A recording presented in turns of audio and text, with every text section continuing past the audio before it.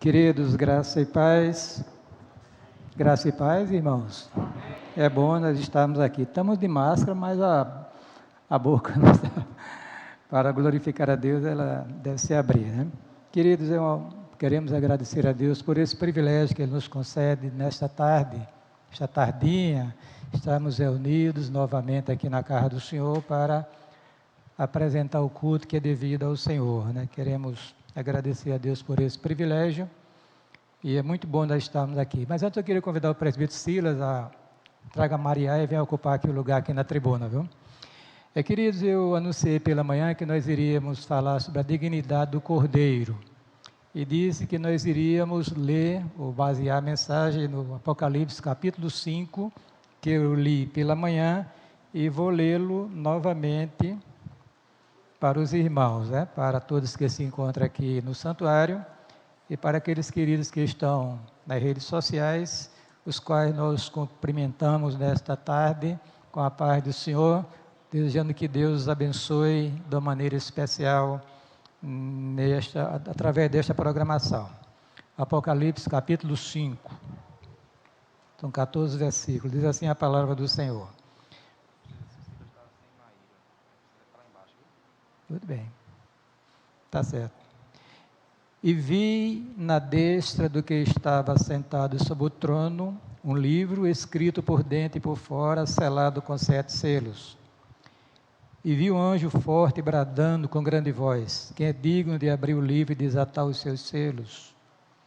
E ninguém no céu, nem na terra, nem debaixo da terra podia abrir o livro, nem olhar para ele.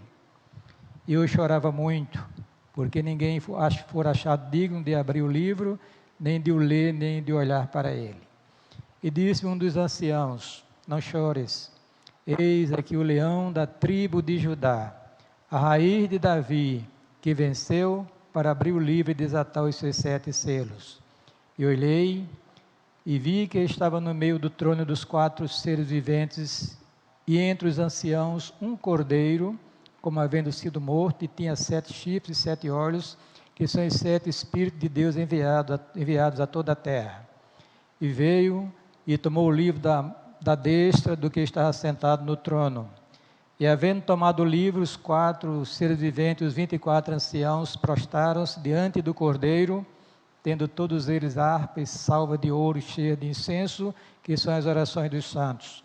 E cantavam um novo cântico, dizendo: digno é de tomar o livro e de abrir os seus selos, porque foste morto, e com o teu sangue compraste para Deus homens de toda a tribo, língua, povo e nação, e para o nosso Deus os fizeste reis e sacerdotes, e eles reinarão sobre a terra.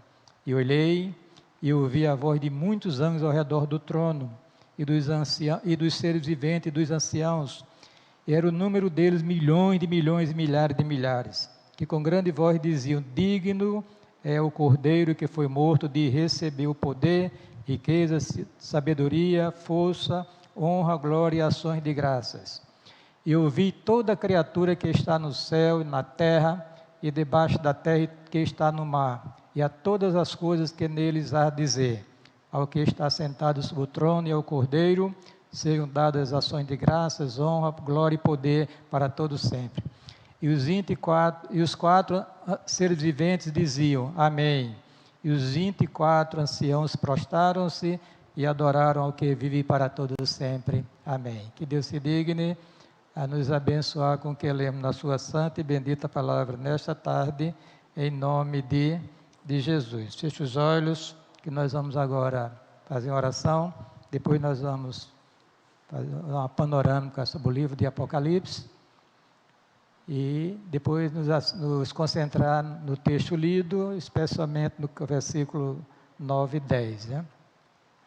Pai, nós queremos te agradecer pela bênção de sermos os teus filhos, de estarmos juntos nesta tarde para oferecer ao Senhor o culto que Ele é devido. Agradecemos a Deus por esse privilégio e rogamos a tua bênção para as nossas vidas, ser servido, ó Senhor, através de tua palavra e do teu Espírito, ministrar nossas almas que tanto carecem de ti. Abençoe cada pessoa que se encontra aqui no santuário e aqueles que estão nos assistindo, nos vendo e cultuando o Senhor através das redes sociais. abençoe nesta tarde, fala-nos ao coração. Nós estamos desejosos de ouvir a voz do Senhor, essa voz que é poderosa e que é cheia de majestade. Fala-nos, ó Deus, que nós queremos ouvir a Tua voz nesta tarde. Assim nós oramos, suplicamos, com gratidão, em nome de Jesus. Amém. Queridos, eu penso que muita gente se assusta de abrir o livro de Apocalipse, né? Porque encontra nele, né, algumas expressões, alguns eventos que falam de juízo de Deus e também de consumação. Mas o Apocalipse ele foi escrito para confortar uma igreja que estava sofrendo perseguição por causa do Evangelho. Nessa perspectiva, o livro se apresenta para nós como um conforto muito grande. Ele é claro em mostrar os problemas que estão acontecendo na história da igreja, de acordo com o programa Redentor, mas também ele mostra que a vitória que a igreja tem através do poderoso nome de nosso Senhor Jesus Cristo. Eu vou rapidamente aqui, inclusive eu publiquei no grupo da igreja sobre os quadros, ou melhor, o Apocalipse sem quadro. Eu vou só citar para depois voltar aqui para o texto. Olha, o primeiro quadro é o Cristo glorificado que você vai encontrar no capítulo 1 de Apocalipse. O segundo quadro é as 7 igrejas da Ásia Menor, que representam a igreja do Senhor em toda a face da terra, em todos os tempos. O terceiro quadro é do capítulo 4, que fala sobre Deus no seu trono de glória. O terceiro quadro é Deus no seu trono de glória. O quarto quadro é o Cordeiro dignificado, aquilo que eu vou comentar nesta tarde, uma parte dele. O quinto, os 7 selos do Apocalipse. O sexto, 2 visões da igreja, uma na terra sendo organizada, sendo construída, e o outro lá na eternidade já glorificada.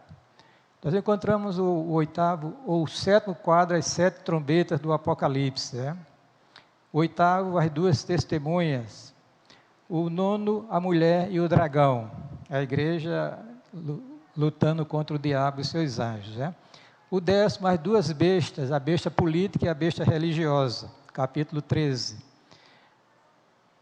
O outro quadro, 11º, a igreja nos céus, capítulo 14. Depois vem o quadro de número 12, as 7 taças da ira de Deus, capítulo 15 e 16. Depois nós encontramos a grande Babilônia, a apresentação desta instituição, e também a sua queda. O 14º quadro é a segunda vinda de Cristo em glória, no capítulo 19 de Apocalipse. O quadro número 15 é juízo de Deus sobre o dragão e as bestas, né? 16, o quadro 16, julgamento final. Antes tem a questão do reino milenar, que há uma dúvida entre os teólogos em relação a essa questão. E o último quadro é o estado eterno. Então, você olhando o Apocalipse nessa perspectiva, dá para você estudar, examinar, extrair lições para a sua vida. Mas eu queria, nesta tarde, queridos, falar sobre a dignidade do Cordeiro, porque o texto que nós lemos aqui no capítulo 5, ele nos mostra Deus no seu trono, e na mão de Deus, né, estava um livro selado com 7 selos, diz o texto sagrado. E o texto diz que ninguém, nem no céu, na terra, nem debaixo da terra, era digno de abrir aquele livro, desatar os seus selos, nem sequer olhar para ele. Quando João estava nesta angústia, um anjo, um dos anciãos, se dirigiu para ele, dizendo: não chores, eis aqui o leão da tribo de Judá, a raiz de Davi, que venceu para abrir o livro e desatar os seus 7 selos. E quando João se volta, ele vê um cordeiro. Foi dito que era um leão, né? Leão da tribo de Judá, raiz de Davi. Agora, quando João se volta, ele vê um cordeiro como havendo sido morto, ou seja, Jesus com a marca da sua crucificação, que tinha 7 chifres e 7 olhos, ou seja, chifres na Bíblia é poder e autoridade. Então, aquele cordeiro que tinha sido morto é o Todo-Poderoso, né? E 7 olhos fala de onisciência, de conhecimento, etc, etc. É o nosso Cristo, o Senhor da igreja do universo, ele é onisciente, conhece todas as coisas. E diz também aqui que são os 7 Espíritos de Deus enviados a toda a terra. E esse cordeiro dirige-se ao Pai Celestial, pega o livro, e quando ele pega o livro, diz a Bíblia, né? Se prostram diante do cordeiro, os 4 anciãos, os 24 anciãos, os 4 seres viventes, para celebrá-lo com o cântico que eu vou repetir agora nesta tardinha. E cantavam um novo cântico dizendo: digno és de tomar o livro e de abrir os seus selos, porque fostes morto, e com o teu sangue compraste para Deus, homem de toda a tribo, língua, e povo e nação, e para o nosso Deus os fizeste reis e sacerdotes, e eles reinarão sobre a terra. Depois o texto diz que os anjos, todos aqueles seres angelicais estavam lá nos céus, eles rompiam numa grande declaração, ou num grande cântico, dizendo o seguinte: digno é o cordeiro que foi morto de receber o poder, riquezas, sabedoria, e força, e honra, e glória, e ações de graça. E o texto diz que agora a celebração envolveu todos os seres vivos, que diziam o seguinte, né? Ao que está sentado sobre o trono e ao Cordeiro, sejam dadas ações de graças e honra, e glória e poder para todos sempre. E o texto termina dizendo: os 24 anciãos diziam, os 4 seres viventes diziam amém. E os 24 anciãos, que representam a igreja glorificada, adorando ao que vive para todos sempre. Amém. Então, queridos, eu queria enfatizar nesta tardinha o que é que levou, ou qual foi o acontecimento que levou a que o Cordeiro fosse declarado, né, ou anunciado como digno. Digno, uma pessoa digna, uma pessoa merecedora. Então, a resposta está aqui, queridos: porque fostes morto. Foste morto. Então, eu queria falar um pouquinho sobre esta morte de Cristo na cruz do Calvário. Eu disse aqui pela manhã, quando celebrava a ceia do Senhor, que dentro do programa Redentor, dentro dos eventos que o compõem, nada se compara com aquilo que aconteceu no Calvário. Nada, absolutamente nada. Nós vemos aqui, irmãos, o que dignificou o Cordeiro foi porque ele foi morto. Olha, quando se fala sobre a morte de nosso Senhor Jesus Cristo, você tem que entender que aquilo não foi assim, algo que aconteceu de forma intempestiva. Aquilo fazia parte de um programa estabelecido por Deus na eternidade. Por quê? Porque já lá o profeta Isaías, no capítulo 53 de sua profecia, 700 anos antes de Cristo, já tinha profetizado este acontecimento ímpar na história da redenção, a morte do Cordeiro de Deus. Para que o Cordeiro fosse morto, evidentemente, nós teríamos de observar que o Cristo que é apresentado na Bíblia é um Cristo que existiu sempre, é pré-existente. Eu e você, nós existimos no momento que nós somos gerados. Cristo não, ele sempre existiu como eterno Filho de Deus. Tu és o meu filho, hoje te gerei, diz um dos salmos. Esse é o hoje eterno de Deus. Então, o que aconteceu para o Cordeiro ser imolado na cruz? Teria que encarnar, assumiu a natureza humana para poder provar a morte pelos homens que pecaram contra Deus. Aí agora você vai encontrar o texto que eu acho mais lindo de toda a Bíblia, que trata dessa questão. Porque lá em João, capítulo 1, versículo 1 e 2 e 3, a 3 diz o seguinte: no princípio era o verbo. Vou ler só o primeiro, citar o primeiro. O verbo estava com Deus e o verbo era Deus. No princípio era o verbo estava com Deus e o verbo era Deus. No versículo 14 o texto diz: e o verbo se fez carne e habitou entre nós, e vimos a sua glória, como a glória do Pai, cheio de graça e de verdade. Então, queridos, quando se fala da morte de Jesus Cristo, vocês vão entender que houve um ato de condescendência de Deus, de amor de Deus por nós miseráveis pecadores, a ponto dele determinar que o seu Filho viesse a este mundo para entregar sua vida por causa dos nossos pecados. Então, quando lá este livro selado com 7 selos, que é justamente a história da redenção a partir da encarnação do Verbo. A partir dali, queridos, a história estava sendo contada, sempre foi contada por Deus, mas a partir daqueles acontecimentos, eram agora dirigidos e ordenados por Cristo.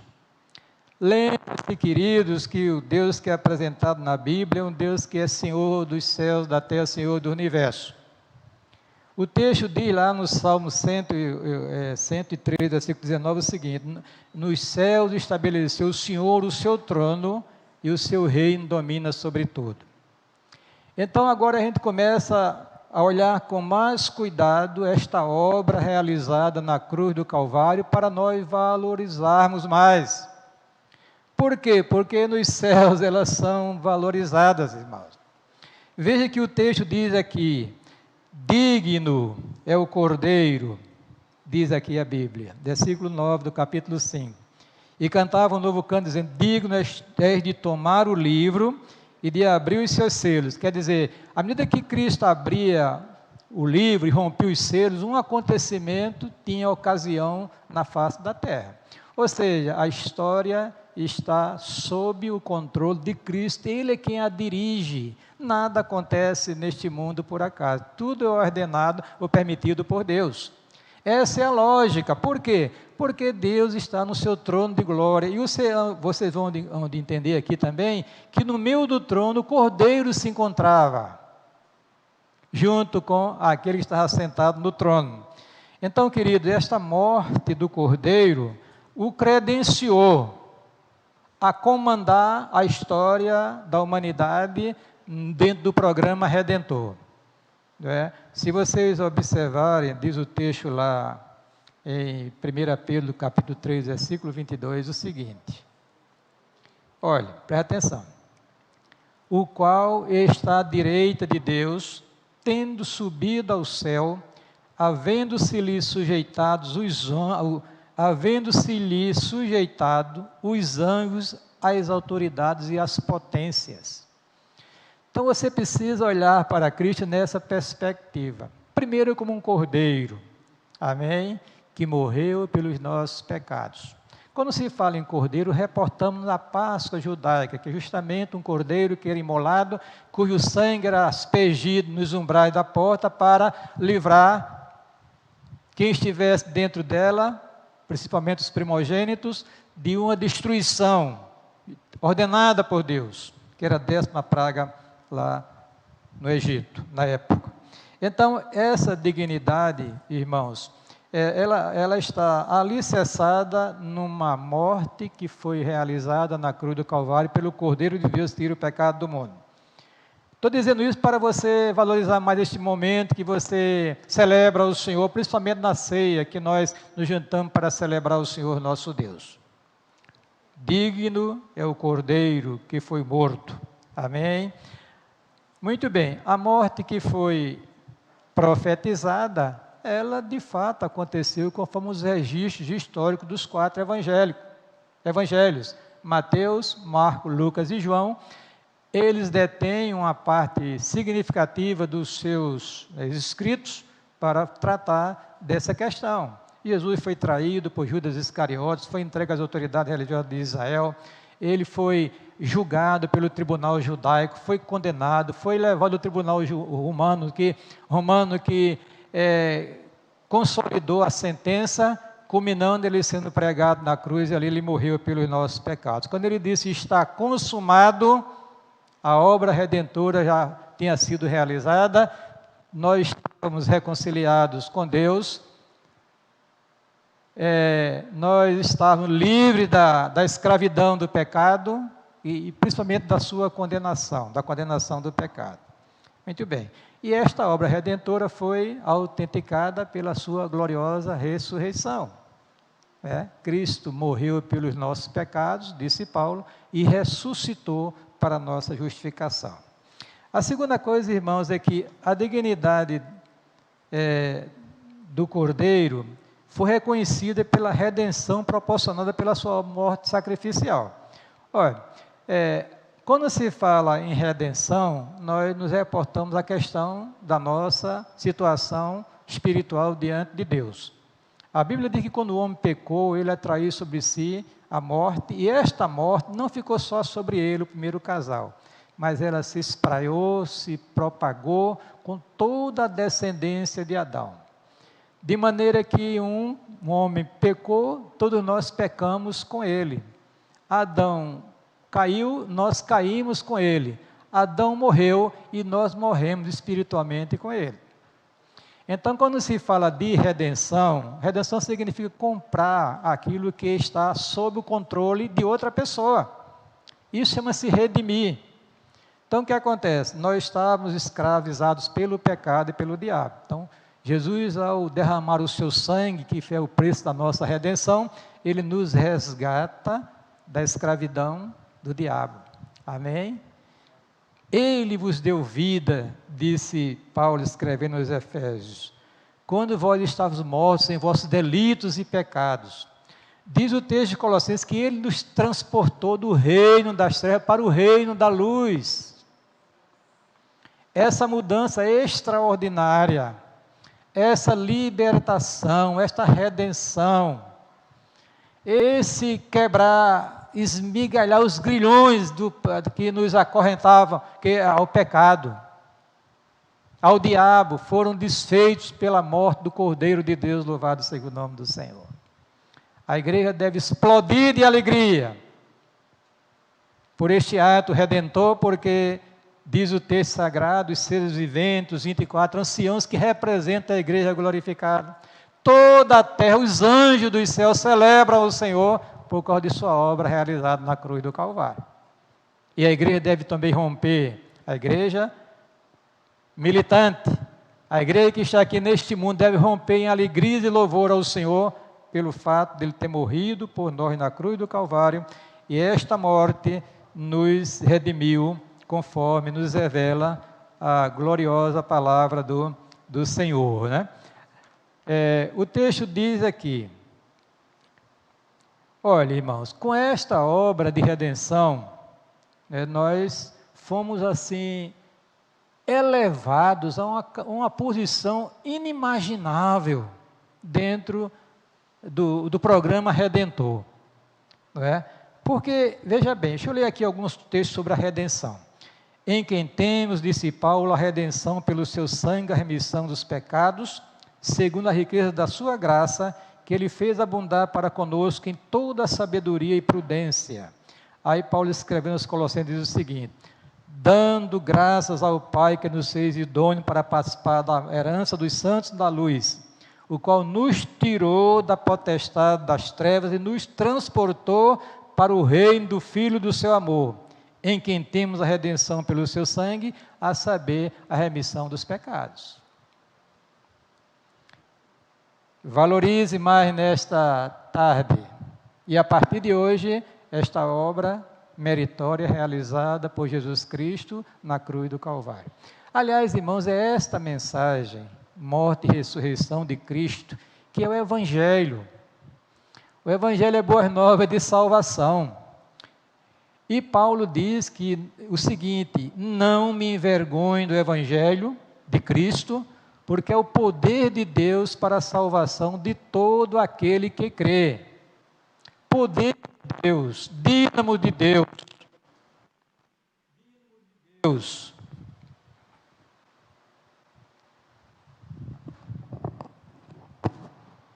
Alô, som. Alô, som. Ajuda aqui, vem, rapidinho.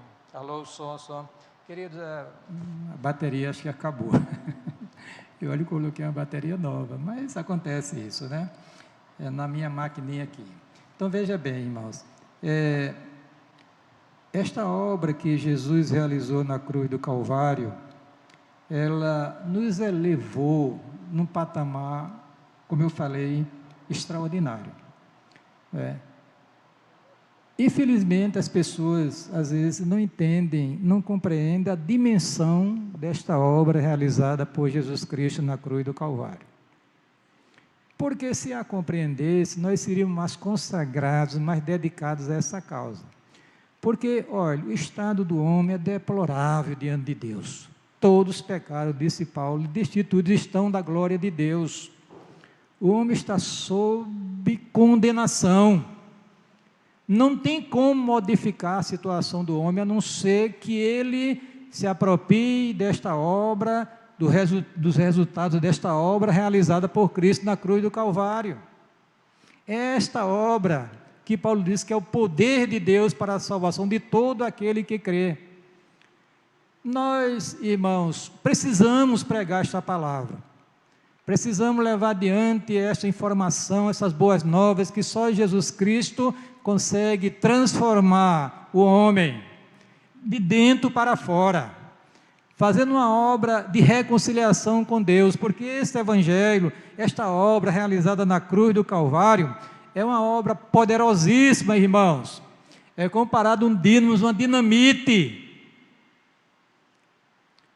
que quando penetra o coração do homem, causa uma explosão, restaurando a vida do homem, dando-lhe uma nova vida em Cristo, para que ele tenha condição de vencer as vicissitudes da vida, vencer o pecado, o diabo, vencer tudo e todos.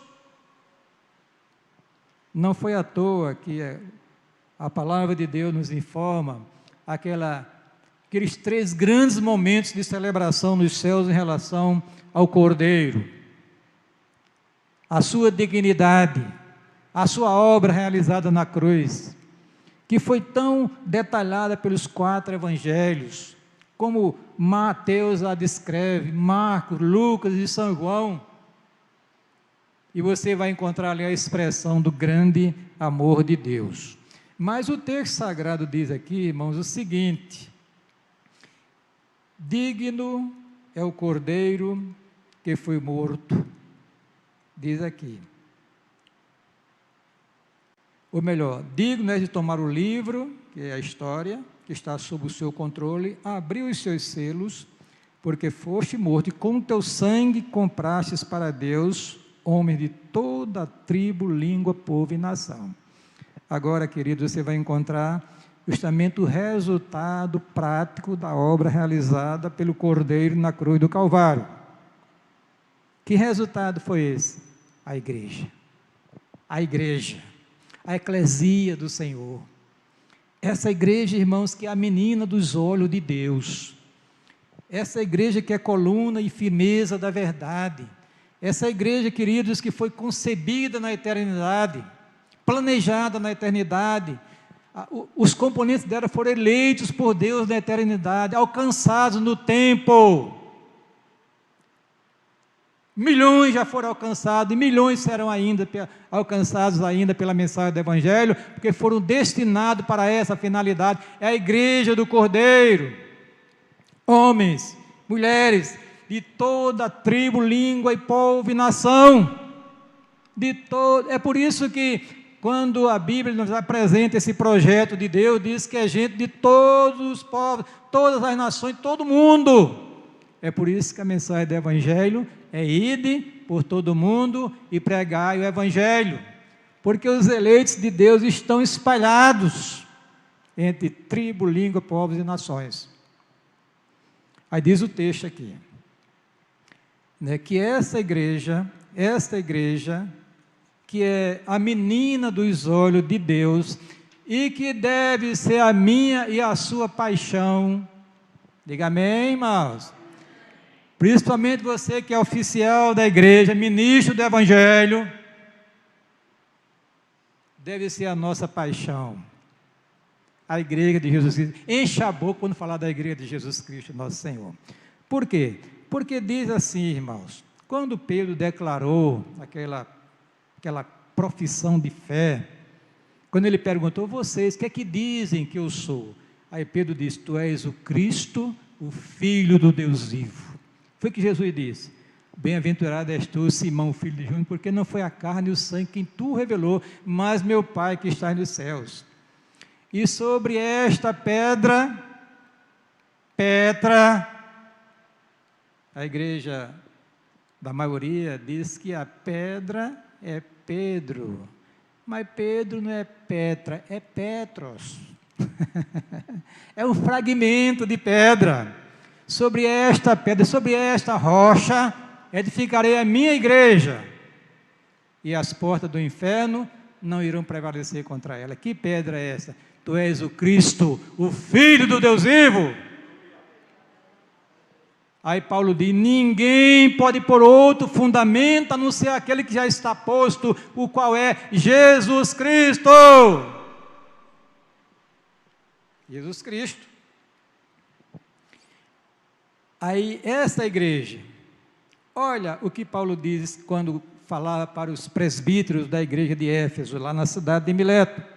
Olhai, pois, por vós e por todo o rebanho sobre o que o Espírito Santo vos constituiu bispo, para apacentar a igreja do Deus vivo, que ele resgatou com seu próprio sangue. É por isso que eu amo a igreja. Eu amo vocês. Eu amo todo aquele que professa a fé em Jesus Cristo. E olha que eu tenho visto cada coisa nas redes sociais, dá vontade de dar uma cipuada no quem está dizendo, mas como ele é crente em Jesus Cristo, eu me calo. Porque eu não ouso levantar a minha voz contra um servo de Deus, porque ele faz parte da igreja do Deus vivo.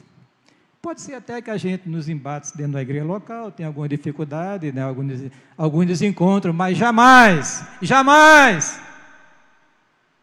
vou tramar para destruir a vida de um servo do Senhor, porque ele faz parte da igreja de Jesus Cristo. Coluna de firmeza da verdade. Glória a Deus por isso. Glória a Deus por isso, irmãos.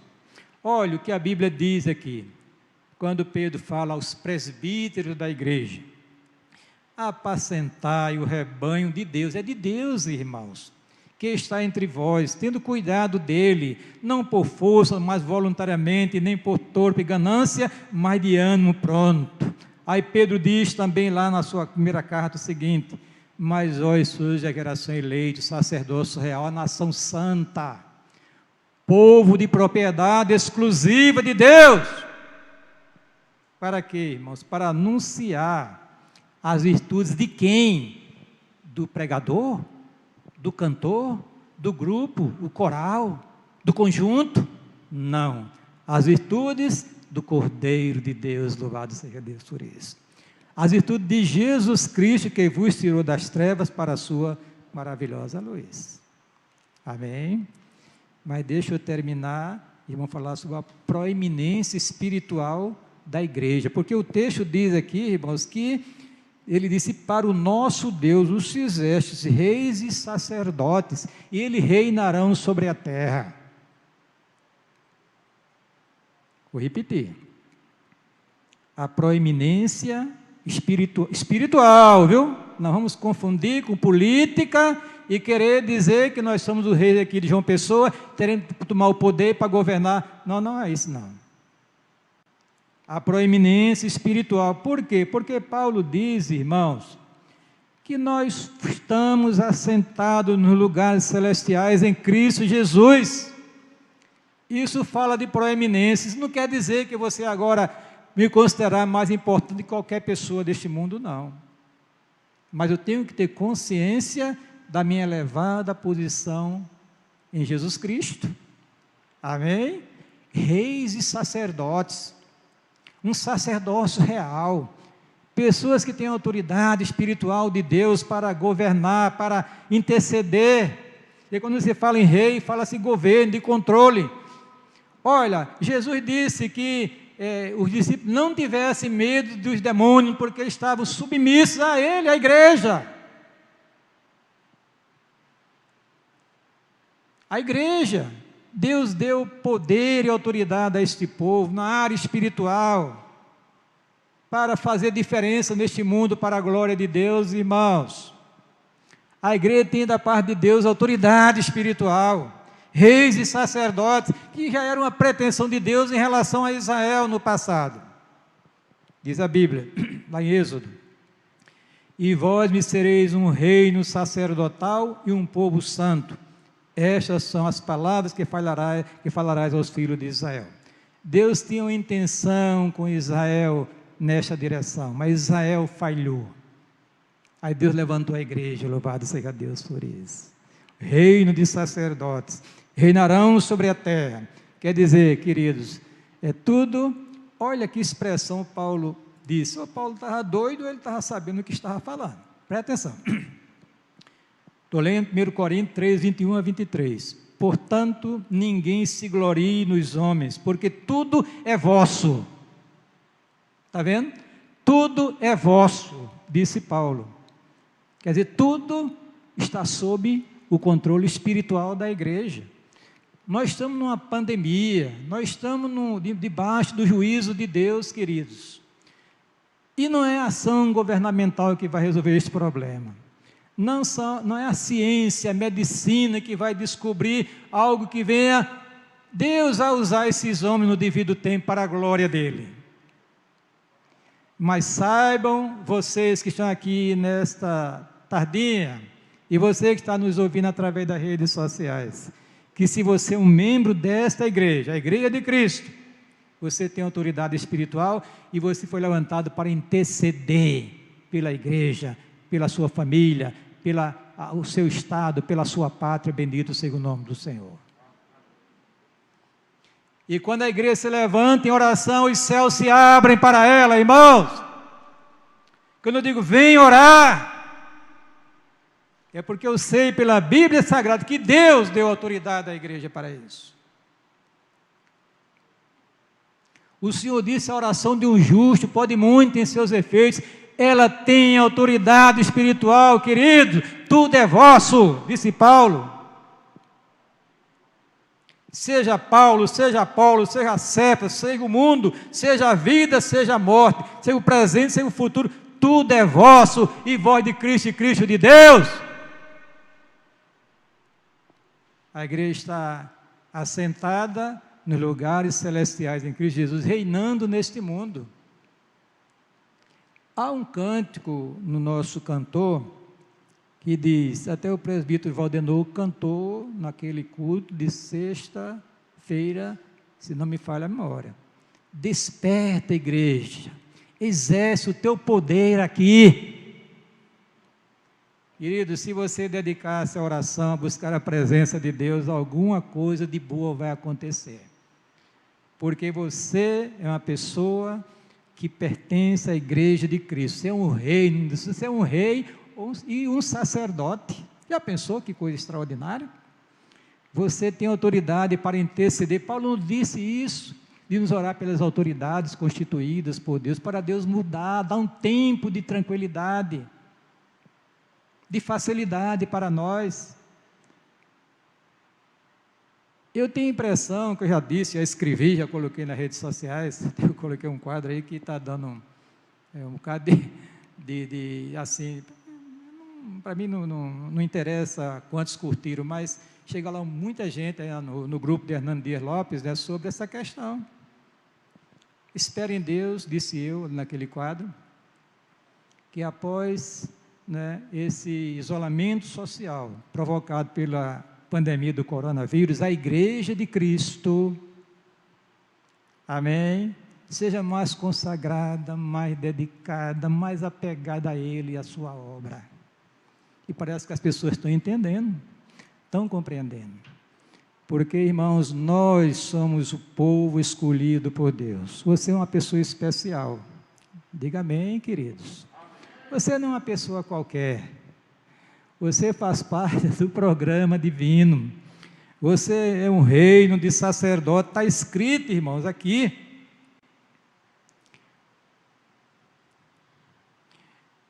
Mas Deus, disse Paulo, que é riquíssimo em misericórdia pelo seu muito amor com que nos amou, estando nós ainda mortos em nossas ofensas, nos vivificou juntamente com Cristo, disse Paulo, pela graça sois salvos. E disse, e nos ressuscitou juntamente com Ele, e nos fez assentar nos lugares celestiais em Cristo Jesus, para mostrar nos séculos vindouros as abundantes riquezas da sua graça, pela sua benignidade para conosco em Cristo Jesus.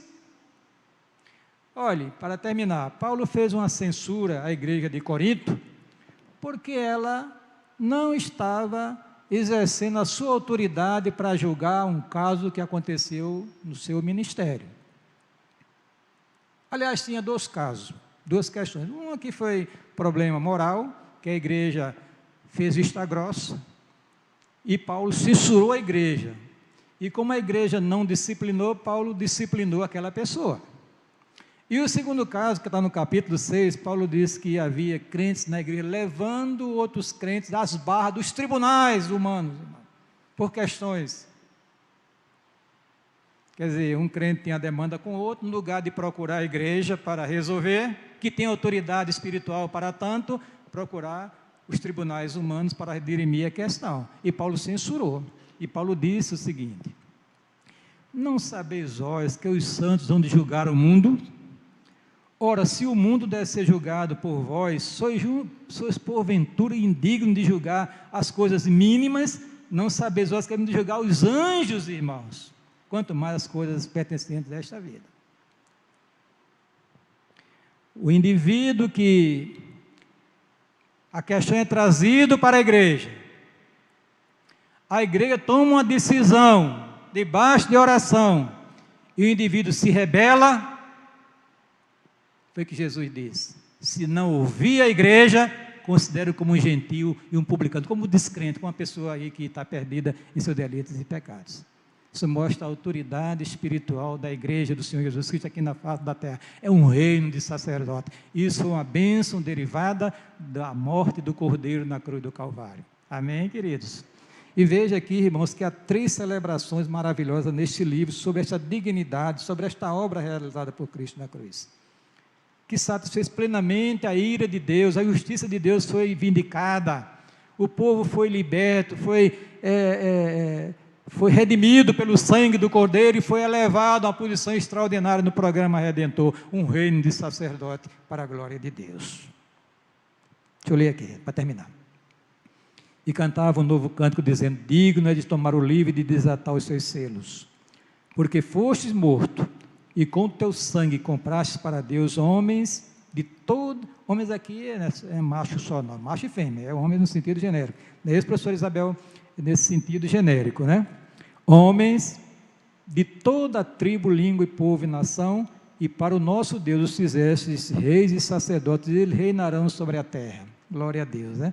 Hernando Dias Lopes, nesse livro aqui, O Futuro Chegou, de ler Apocalipse, ele diz que esse reino, né, da igreja começa aqui neste mundo e se projeta para sempre na eternidade, porque o texto diz: reinarão para sempre com o Senhor, né?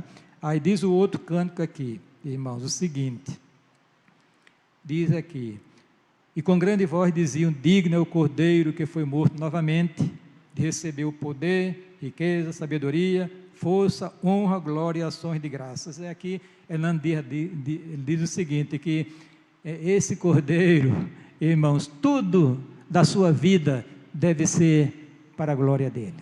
O seu tempo, a sua vida e os seus bens devem ser direcionados para o Cordeiro e a sua causa. Louvado seja Deus por isso. Porque o texto diz, né, com grande voz diziam, grande voz, observe aqui essa expressão, né? Digno é o Cordeiro que foi morto, de receber o poder, riquezas, sabedoria, força, honra, glória e ações de graças. Louvado seja Deus por isso.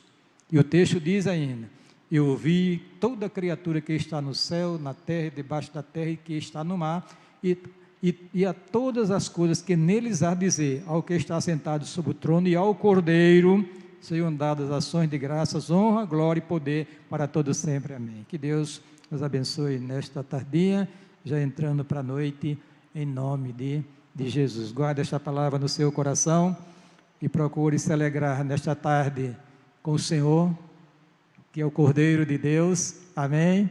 E vamos viver para a glória dele, viu, irmão? Em função da sua obra e do seu reino, porque você não é mais deste mundo, você é do reino espiritual. Está no mundo, mas não é no mundo.